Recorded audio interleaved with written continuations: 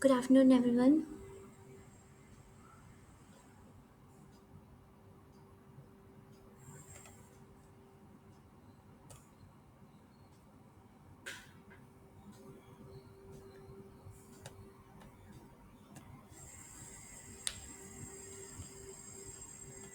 Screen is visible. Yes, ma'am. Okay.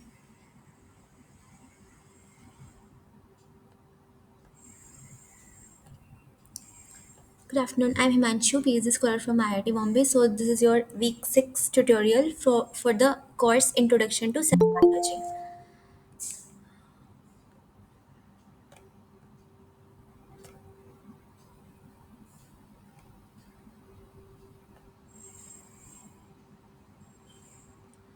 Okay.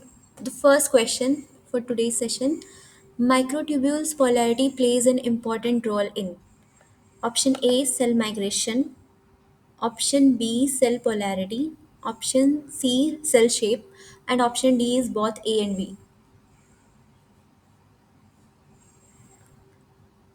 Microtubules polarity.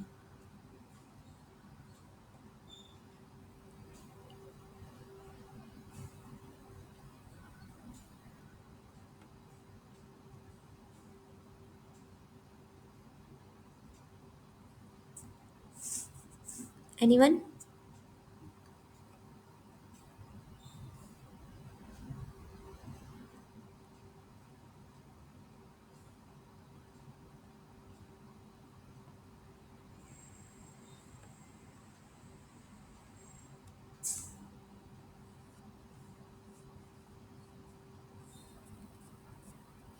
Anyone wants to answer for this question? Microtubules polarity plays an important role in. What do you think?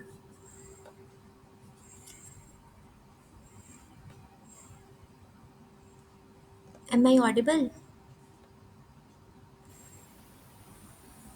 Option C. Okay, option C. Anyone else?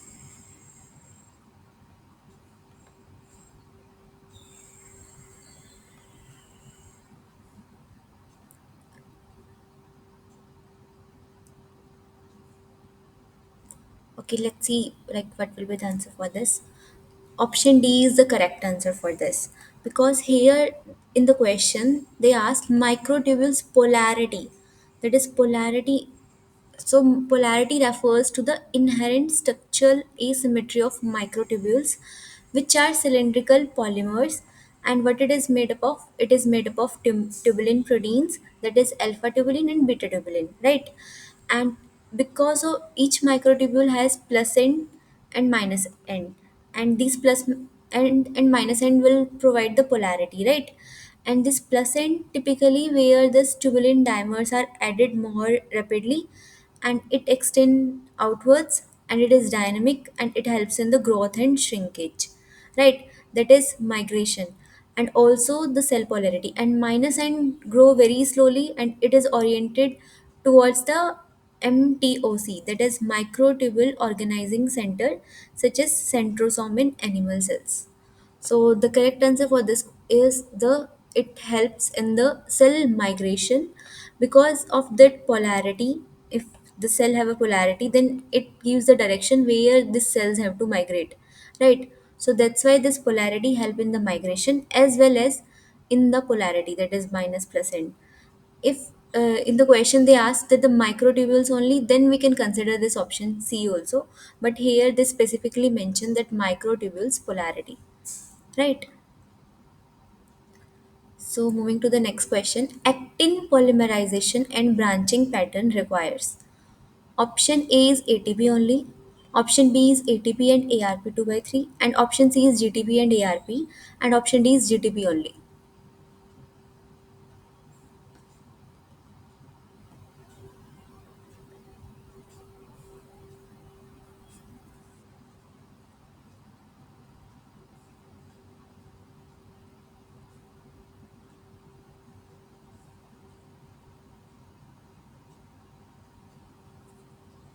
What do you think? What will be the answer for this question?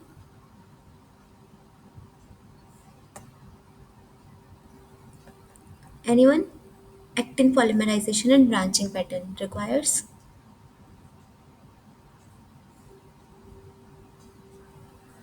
ATP and ARP 2 by 3. Okay, option B. Anyone else? Option C. Okay, option C. Anyone else wants to answer for this question?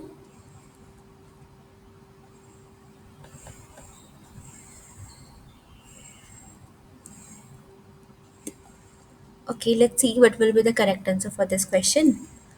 Option B is the correct answer. That is ATP and ARP 2 by 3.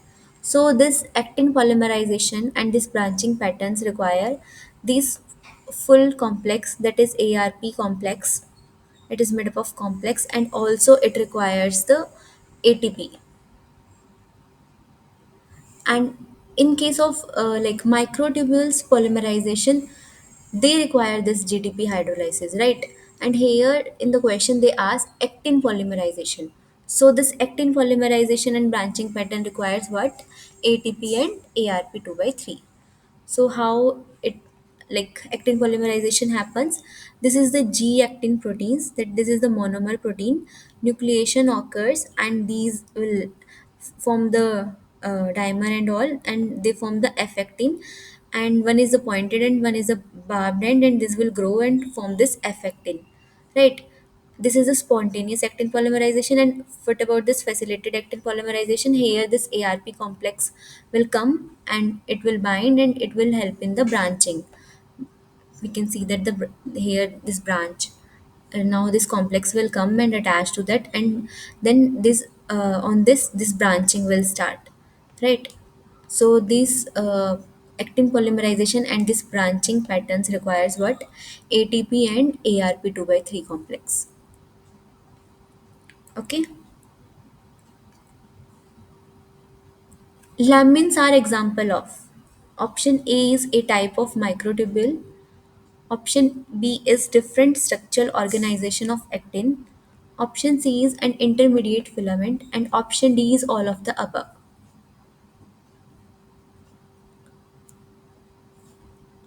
Lamins are example of.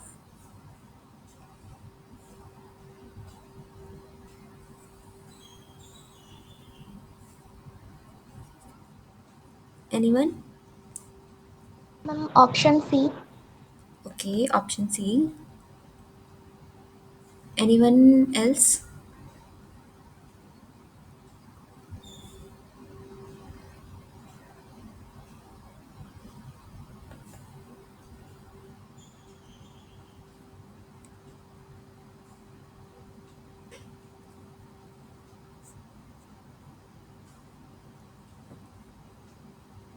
Whatever you are thinking, you people can respond. Like, we'll see. Like other people can, like you people can also answer for this question. What do you think?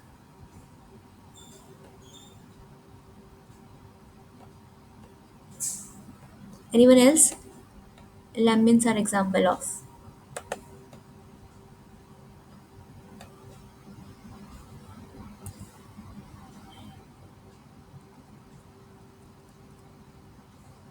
Okay, let's see. You are right. Lamins are example of an intermediate filaments.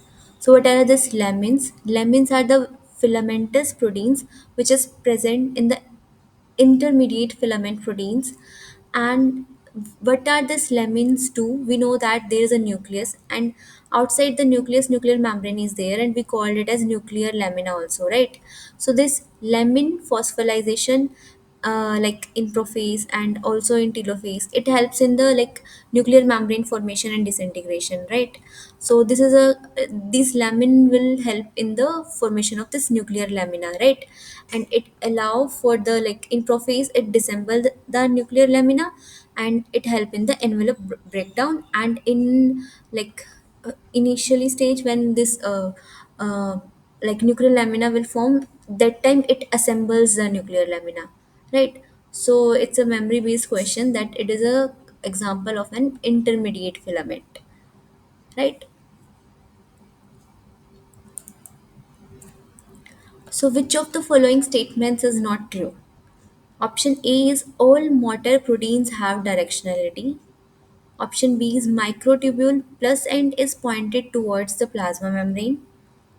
Option C is ARP nucleates new microtubules filaments. And option D is microtubules are the central supporting flagella. So which of the following statement is not true?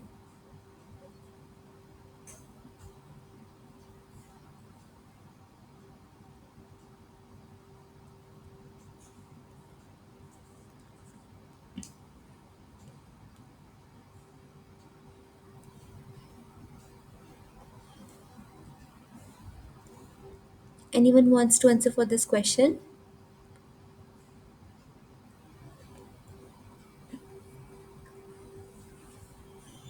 Ma'am, option C. Okay, option C. Anyone else?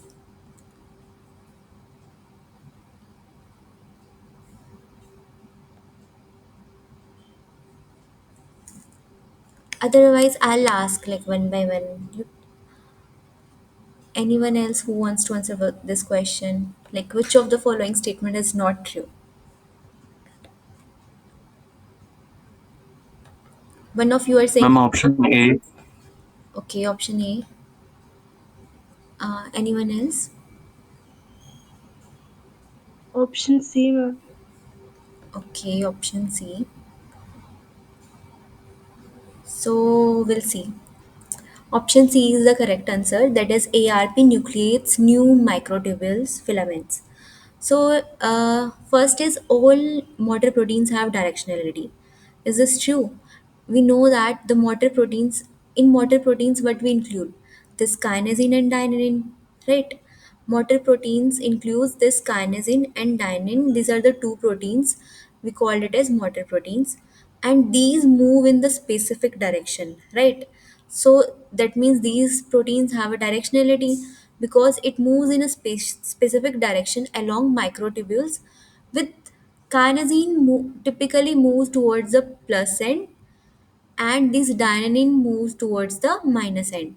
So this statement is true because all motor proteins that is kinesin and dynein have a directionality because we know that these proteins that kinesin and dynein which we called it as motor protein, these always move in a specific direction. So this is true. Next is microtubule plus end is pointed toward the plasma membrane. We know that the microtubules in cell extend toward the plasma membrane only, right?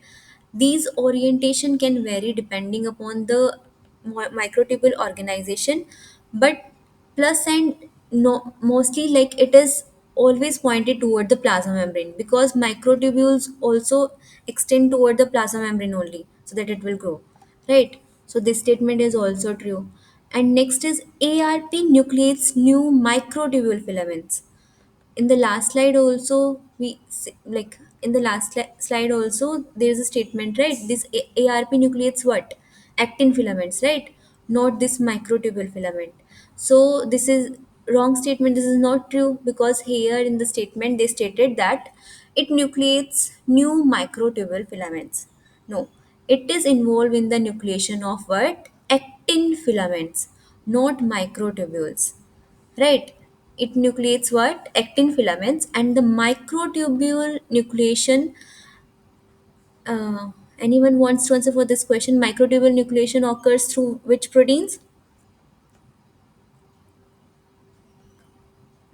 Anyone? Microtubule nucleation. In the last class also I told you guys like microtubule nucleation. Anyone? uh, Tubulin, ma'am. Right, tubulin, right? So this microtubule nucleation occurs through which proteins? This tubulin, alpha and beta tubulin, or we call it as. But this ARP nucleates what? It involves in the nucleation of this actin filament, right? So this statement is not true. And the fourth statement is microtubules are the central supporting flagella, right? Because we know that the microtubules are the central support for salient flagella, right? So these microtubules form the structural core, that is 9 plus 2 pattern, and we called it as axoneme. And these axoneme are the core of the flagella and cilia, right? And it arranged in a characteristic 9 plus 2 pattern. Okay. So moving to the next question, which motor protein drives the banding of cilia and flagella? Option A is dynein, option B is kinesin 1, option C is kinesin 3, and option D is myosin. So which motor protein drives the banding of cilia and flagella? So anyone wants to answer for this question?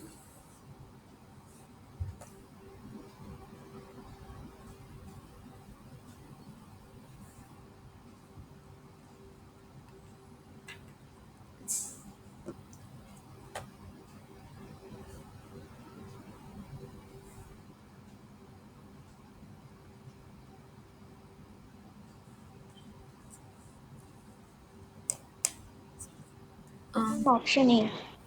okay, option A. None. Option A. Okay, two of you are saying option A. Anyone else?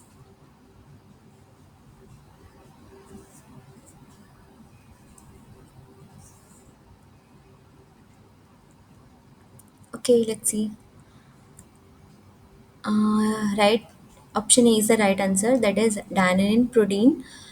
This protein derives the banding of cilia and flagella. So this is the dynein proteins which attach to this microtubule. This is the microtubule plate structures, and these dynein proteins present on the outer arm, right? Outer arm of this microtubules, and it helps in the bending of the cilia and flagella. These dynein is permanently attached to one microtubule, that is outer wala, and move it with respect to a neighboring one, right?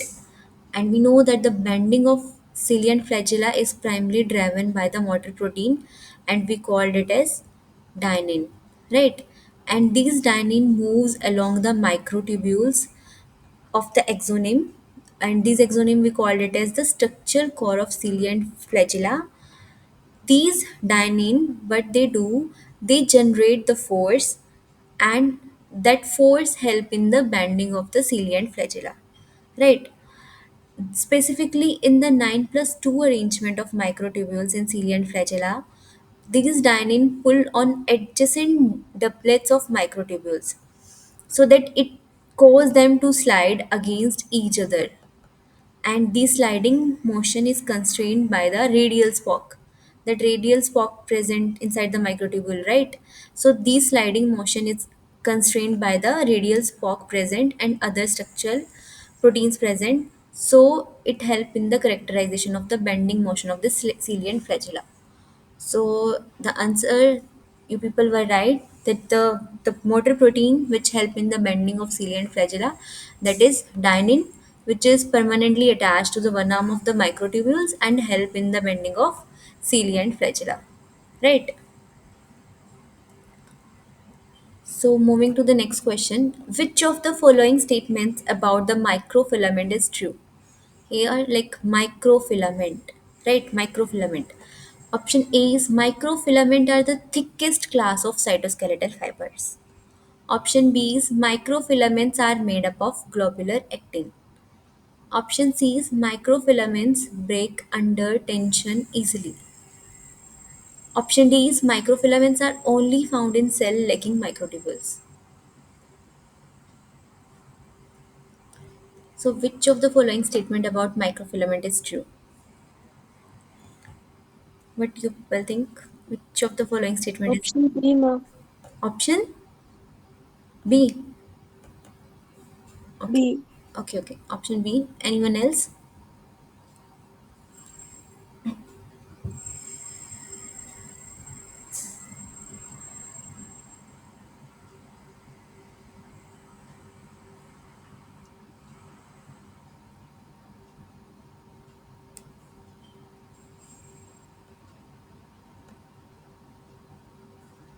Anyone else?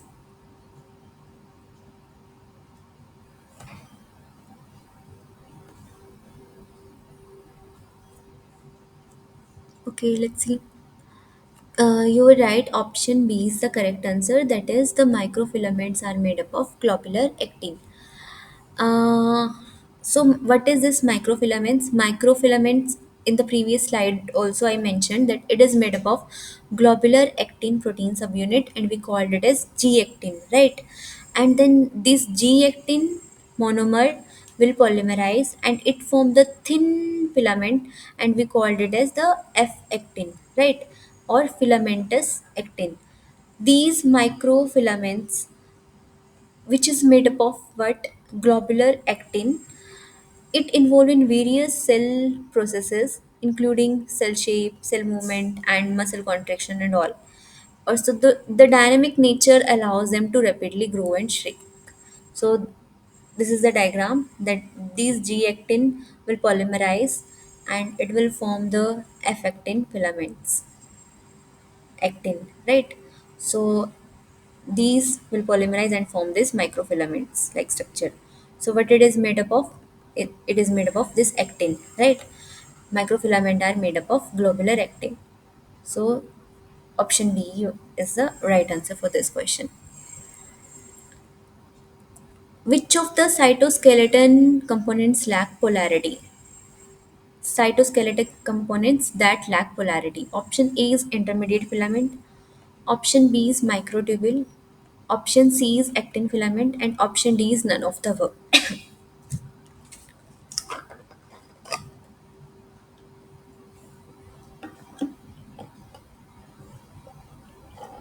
Anyone? Which of the uh, cytoskeleton components lack polarity?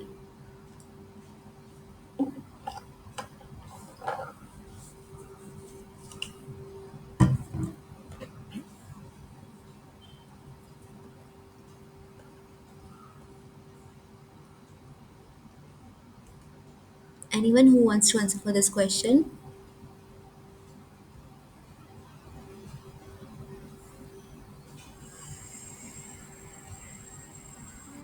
Intermediate filaments.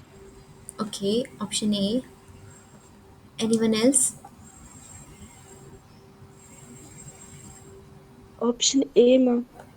Okay, two of you are saying option A. Anyone else?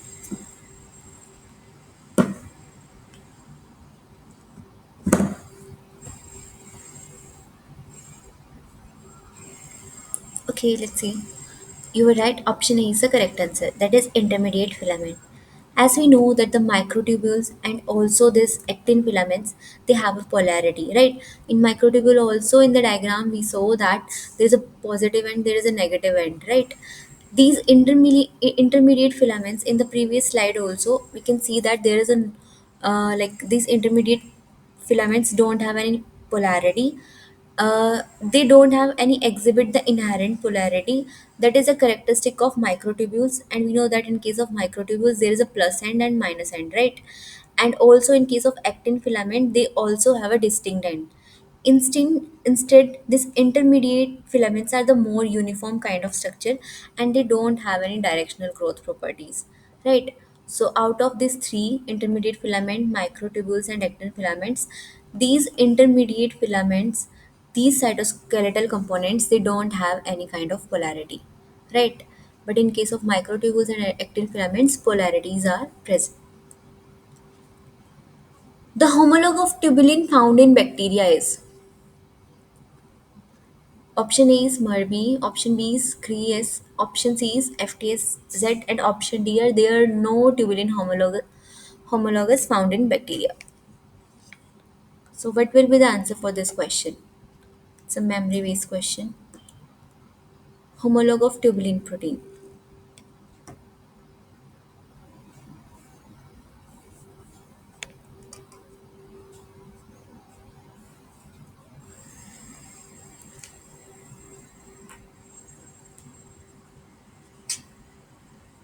I think option C. Okay, option C. Anyone else?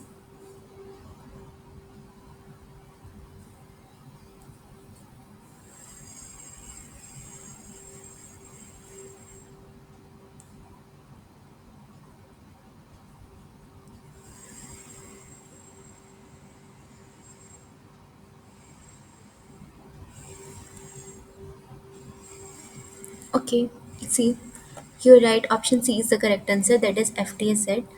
What is this? This is a tubulin homolog proteins that is present in the prokaryotes. Like it is a homologous to the tubulin proteins, the tubulin protein which is present in the eukaryotes, the same proteins present in the prokaryotes, and we called it as FTS set. And help what this proteins do in the bacteria, it is essential in the cell division, that is it help in the division of the bacteria cells. How it help in the cell division, that a band of FDS protein form at the site of separation, like where this bacteria have to separate, there a band of this protein will present, and then their new cell wall will start form, right? So these FTZ protein forms at the site of separation where the new cell wall is to form, right? So these also help construction and disassembly of the FTS band through the GTP hydrolysis, helps to pinch the two daughter cells apart. And depending upon uh, whether it is constructing and disassembly, like when it goes to the construction process and the disassembly of this band, this FDS protein band, and how it happens through the GTP hydrolysis, it helps pinch the two daughter cells apart so that the two bacterial cells can move the apart, right? So the more about this protein, that this is a bacterial protein homologous to the tubulin, and it play a very crucial role in the bacterial cell division. And how it do, it form a ring, like here it have to divide, then it form a ring like structure. In the this microscopic structure we can see that it form a very ring like structure at the fusion division site, and then it will guide the process of the cytokinesis, that is division of the cytoplasm. So it is a protein encoded by this gene FTS. It is a protein homologous, and the full form of this is filamenting temperature sensitive mutant Z. So there was a hypothesis that the E. coli would grow as a filament due to the inability of the daughter cell to separate from one another.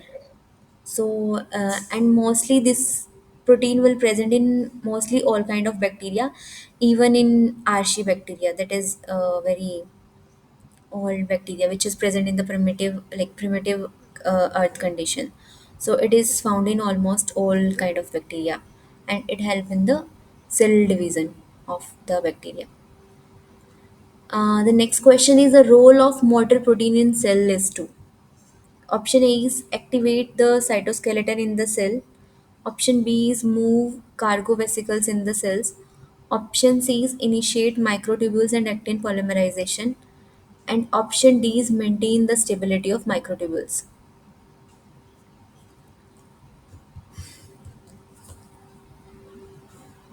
So what do you think the role of motor protein in cell is to? Motor proteins, I already explained that dynein and carnosine. So what is the role of those motor? Option Yeah? option B. B, ma. Okay. Two of you are saying option B. Anyone else?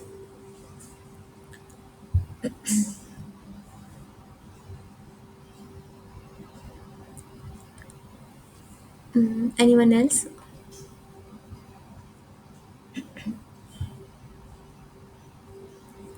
Okay, let's see. You're right. Option B is the correct answer. That is move cargo vesicles in the cells. These motor proteins, we know that the kinesin and dynesin, they are primarily responsible for transporting various cellular cargo. Like cargo includes vesicles, organelles, and other structure along the cytoskeleton filaments, that is microtubules and actin filament. While they may influence other indirectly processes also, but the main role of this motor protein is to help in the active transport of material within the cell, right? So it help in the role is they move the cargo vesicles in the cells. So how they do, this is the structures that carnosine heavy chain, light chain, this is a adapter protein, and this is a cargo associated protein, and here it is a cargo vesicles. So in this way, the main function is to move the cargo vesicles in the cells. Which of the following drug inhibits microtubule polymerization? Uh, Option A is nocardazole, option B is vincristine, option C is vinblastine, and option D is all of the above. Have you ever heard this drug? Like, which of the following drug inhibit microtubule polymerization? What will be the answer for this question?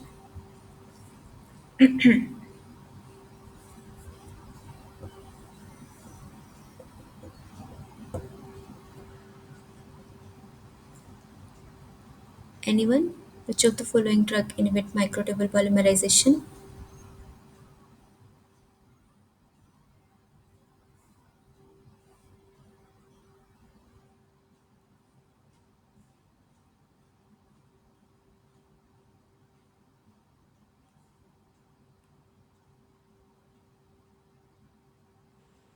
As I don't know any of the options, I think option 4 is the correct answer. Okay, we'll discuss like what this drug are. Anyone else?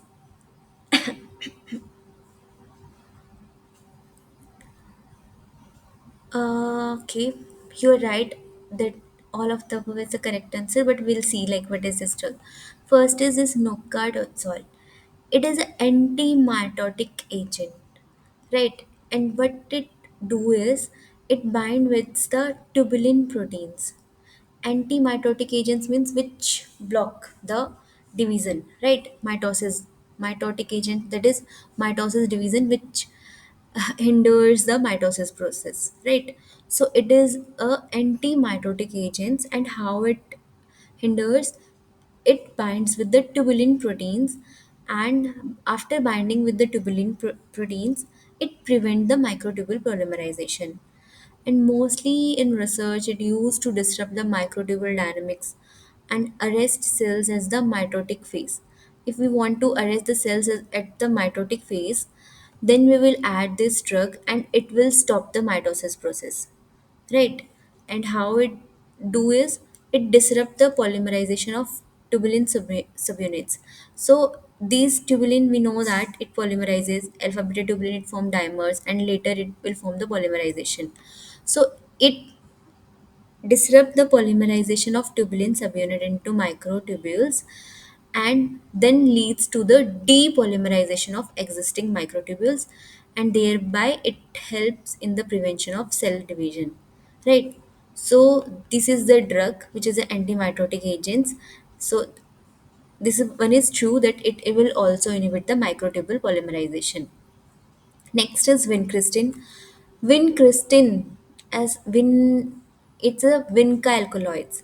It's an anti-cancerous drug, and it is also used in the various cancer. We know that like if there is a like include leukemia and lymphoma, it like commonly like nowadays it is used in the treatment of this leukemia and lymphoma. And what they do is they inhibit the microtubule formation, thereby then they prevent the separation of chromosome during mitosis, right? And how it help, how it inhibit the microtubule polymerization, this vincristine also binds to the tubulin proteins, and it inhibit the formation of this microtubules, which result in the disruption of mitotic spindle. So it help in the disruption of this mitotic spindle. So, in which phase, we know that the mitotic spindle play a role in which phase of the cell cycle? Normally, like our chromosome will arrange at the center of the this metaphasic plate. So, in the metaphase, like all the chromosome arranged na, and this mitotic spindle will attach to the chromosome. So, this action halts the metaphase of the cells division, and ultimately then leads to the apoptosis, because if it will not undergo any cell division, then it will undergo the death, right? And which kind of death? That is programmed cell death, and we called it as apoptosis. And next is vinblastine. Vinblastine is also this vinca alkaloid. It is also used in the treatment of cancer, but what kind of cancer? That is Hodgkin lymphoma and solid tumors. And it also prevent the cells from completing mitosis only.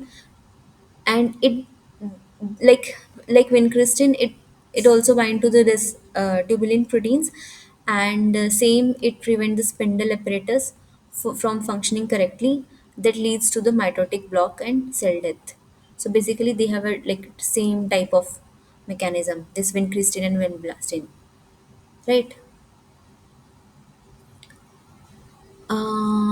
Next question is, which of the following are the feature that differentiate cilia from flagella? Option A, cilia are short compared to the flagella. Option B is flagella are less in number compared to the cilia. And option C is cilia are distributed throughout the cell surface. And option D is all of this. All of this. Okay, all of this. Option D, ma'am. Option D, ma'am. Okay, let's see. You people were right. Option D is the correct answer. That all of these, because we know that cilia are very minute like structure, and flagellar largest structure compared to the cilia. And as flagella are very largest structures, so in organism mostly one, two, three, like very few flagella were present, right? Depending upon flagella, we divide into monotrichous, like that. So flagella are less in number compared to the cilia, so this is also true. And cilia, because these are very minute microscopic like structure, and these normally distributed throughout the cell surface. So these cilia, like this is the membrane, basement membrane or epithelial membrane. So if any cilia will present, then it will distribute it throughout the cell surface. And what this cilia helps, it increase the cell surface area. Like in intestine also, this cilia increases the cell surface area so that it can do the better absorption of nutrients, right? So normally this cilia help in the increase in the cell surface area, right? So option D is the right answer, that all of this. Next question is, the basic microtubular structure of cilia and flagella is called. Option A is radial spock, option B is exonym, option C is nexin, and option D is dynein. What do you think? The basic microtubule structure of cilia and flagella.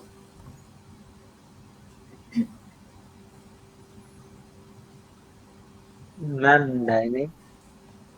Option D. Okay. Read carefully. The basic microtubular structure of cilia and flagella. Anyone else? Ma'am, option A, radial spock. Okay. Anyone else?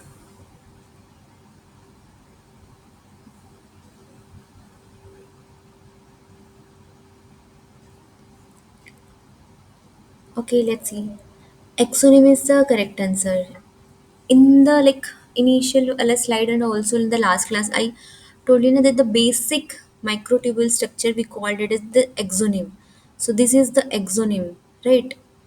And in this exonym, these radial spokes are present, annexin, dynein. So basic microtubule structure means that it is present in cilia as well as in flagella. So this exonym like structure present in both cilia as well as in flagella, right? This is the central pair, and here this central sheath is present. Dynein, like dynein, radial spock, these present in like both, and collectively we called it as exonym. So these exonym like structures present in both, like cilia as well as in flagella. So the basic microtubule structure of cilia and flagella we called it as exonym, right?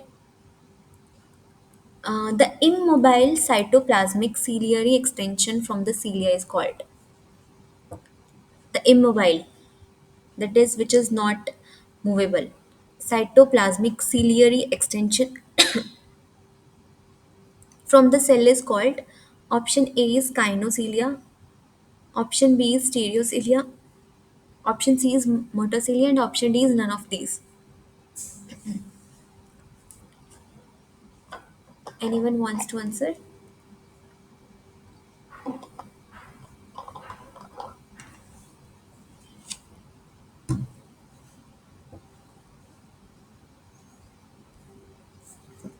Immobile cytoplasmic ciliary extension.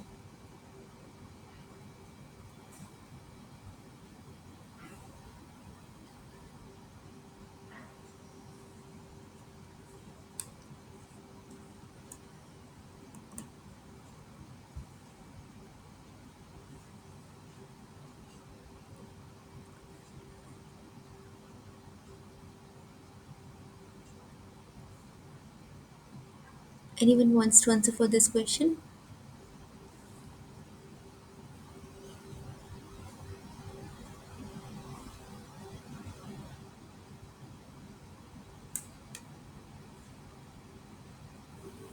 Stereocilia, I think. Okay. Anyone else?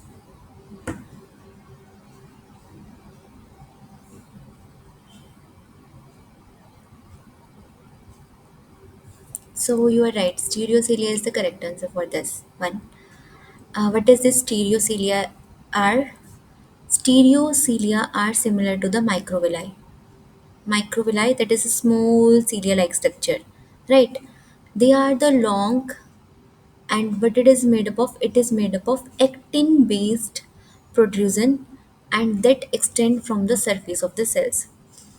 These stereocilia are similar to the microvilli-like structures, and they are the actin filament-based protrusion, and it extend like it is the surface of the cells, so it extend from the surface of the cells, and like it's present like that.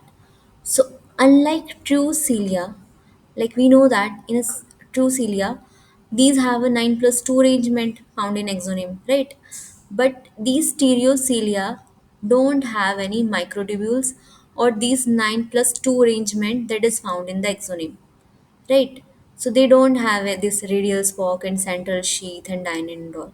So they don't have this 9+2 arrangement found in exonym, right? And where this present, these stereocilia are primarily found in two places. That is inner ear, we called it as cochlea. These stereocilia are present on the hair cell of cochlea. This is the cochlea. So in this cochlea, here they are present, this stereocilia. And what if it don't help in the movement and all, because it is an immobile structure, so what function they perform? So they are essential for detecting sound vibration. So they detect the sound vibration, and then it will convert them into the electrical signal, and we called it as mechanotransduction, right? Also, other than inner ear, it is also present in the epididymis and the vas deferens. These stereocilia are also found on epithelial cells of the male reproductive tract, and we call it as epididymis and vas deferens, right? Where they may play a role in the absorption of fluid and also in the maturation of sperm. So these immobile, like out of all this, the immobile cytoplasmic ciliary extension, we call it as the stereocilia, and inside the whole human body, it is present in only two places. One is the inner ear, which help in the detection of the sound vibrations and help in the mechanotransduction process. And other than that, it present in the epididymis and the vas deferens that help in the maturation of the sperm, right? So this is the inner cochlea membrane, and here we can see that this is the stereocilia like structure present, which is attached to the surface of the cells, right? And so it detects the sound vibration.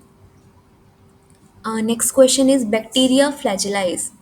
Option A is ATP driven, option B is proton driven, option C is both A and B, and option D is none of these. Bacteria flagellize. Is bacteria flagellize ATP driven or proton driven or both A and B? What do you think?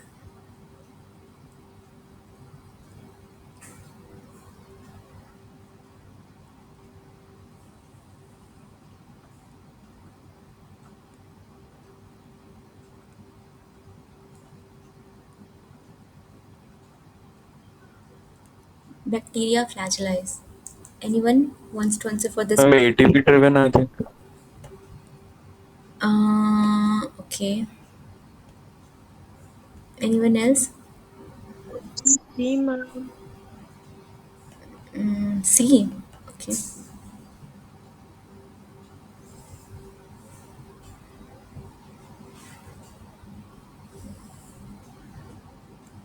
Okay, let's see. Option B is the correct answer. That is proton driven. Bacteria, flagella, they don't have ATP driven movements and all. They have a proton driven, that is H positive related.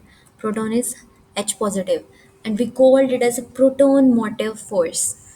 Inside the bacteria, flagella, this proton motive force, that is the movement with the help of the proton driven, right? And how it happens? These proton motive force is generated by the electrochemical gradient. And electrochemical gradient of what? H positive ion. There is a electrochemical gradient of this H positive ion, that is proton, present across the cell membrane, right? Because of this gradient, it produce, how this gradient is produced, because there is a difference in the proton concentration inside the cell and outside the cells. And also, if the proton is different, then electric potential will be different, right, between the inside and outside of the cells. So the proton move back into the cells through the Mott proteins. They are Mott proteins. These protons move again into the cells with the help of these Mott proteins, and they provided the energy needed to rotate the flagellum. Right. So the bacteria flagella, how they perform the function is based upon the PMF, that is proton motive force. There is no involvement of ATP and all. Only this proton motive force helps, right? And this proton motive force generated because of the electrochemical gradients that is present inside, and because there is a difference between H positive ions inside the cell membrane and outside the cell membrane, which generate this electrochemical gradient. And when protons move back into the cells, these provide the energy needed to rotate the flagella, right? And how it helps in the movement, how this proton motive force helps in the movement, the energy from the proton gradient, whatever energy, like if in like ATP give the energy, like that this proton gradient also gave the energy, which causes the flagellar motor to rotate, which in turn causes the flagellum to spin like a propeller. And these rotation allow the bacteria to swim through the liquid environment. So remember that the bacteria flagella is always this proton driven, right? Moving to the next question, that eukaryotic flagella is driven by ATP, option B is proton, option C is both A and B, and option D is none of the above. Eukaryotic flagella.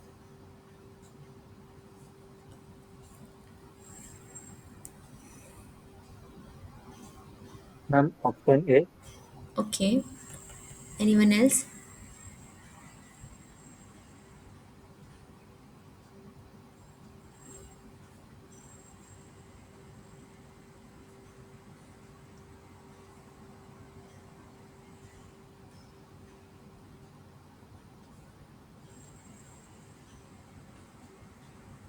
Option A, ma'am.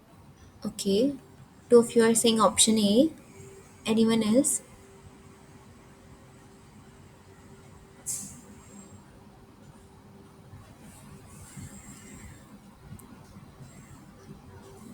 Okay, let's see. Option A is the correct answer. That is, eukaryotic flagella is driven by the ATP. What is this ATP? That is adenosine triphosphate hydrolysis. Right? So dynein, we know that in flagella, dynein is a protein which normally help in the movement and all, and it, this dynein always present on, like permanently present on the microtubule, right? So these dynein protein attached to the microtubule within the exoneme of flagellum. When the dynein hydrolyzes the ATP, it produces energy, and which causes the dynein arm to move. Without the ATP hydrolyzation, there will be no dynein arm to move, and there will be no movement at all. So when these dynein arm move, These generate a sliding force between the adjacent microtubules, right? And these sliding motion is converting into the bending. And how it converting into the bending, there is another protein that is we call it as nexin, which result in a whip-like motion of this eukaryotic flagella, like whip-like motion, like that. So eukaryotic flagella is driven by the ATP. You people were right that the ATP driven. Last, defect or absence in any of the proton in exonym of the cilia leads to. If there is any defect or if there is any absence in any of the protons in exonym of cilia, that you know that na, like uh,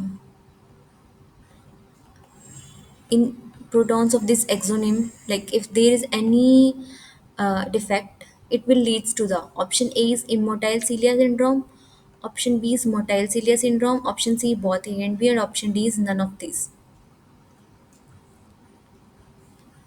So what do you think, what will be the answer for this question? Defect or absence in any of the protons in exonym of cilia.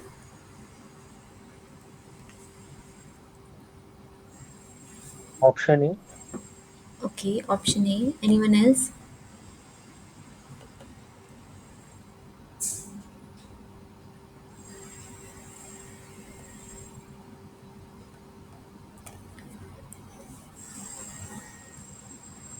Okay, let's see. Option A is the correct answer. That is immotile. Like in the statement also, they give hint that if there is a defect in cilia, then it will leads to the immotile type of some syndrome, right? So we call it as immotile cilia syndrome. And what is this immotile cilia syndrome? Immotile cilia syndrome, we commonly called as primary ciliary dyskinesia, that is PCD. It is a genetic disorder that affect the structure and function of cilia. And because of that, there if there is a defect in that, then it will leads to a various kind of health related problems, that is defective because of this defective ciliary movement. In these individuals with this syndrome, either the cilia are either the immotile, that is unable to move, like no movement at all, either immotile, unable to move, or move abnormally. Or in case of another kind of defect is it will be able to move but it will move abnormally, and it will cause issues in the respiratory, like wherever the cilia is present, respiratory, reproductive, and other system where this cilia play a crucial role, right? Wherever the cilia is present, then there it will cause the issues because of this disease, immotile cilia syndrome, right? And how it happens, like how it occurs, there are two methods. One is genetic mutation, that because of the that there is a gene which code this, there is a mutation in the is in genes, and because of that no functional protein will form, and these mutation affect the dynein arm, or maybe radial spokes, or the critical component of ciliary axonome. Like in the genes, like whoever produce the proteins which help in the formation of this radial spokes or axoneme like structures, if there is any defect, then it will, like then it will cause this immotile ciliary syndrome like disease, right? Inheritance, it may be like without the mutation in this genes, it may be because of the inheritance also. It is an it believed to be that it is an autosomal recessive disease. Autosomal means that it is present other than the sex organs, right? Autosome, it is present on the autosomes, means that both, and recessive means if both the allele are in the mutant form, right? Small a form. That means if both parents have one, like inherit the small copy, then it will pass into the next generation, right? If person have this disease, they must have both this disease allele, that is small a. If any of the allele is present in the dominant form, then it will not cause this immotile ciliary syndrome.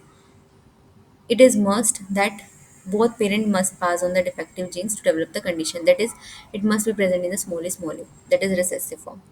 Right? Any doubt?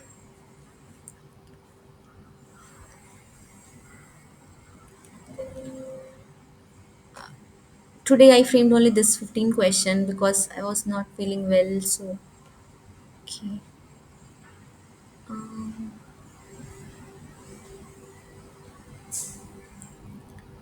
Um, okay. Thank you. Bye bye.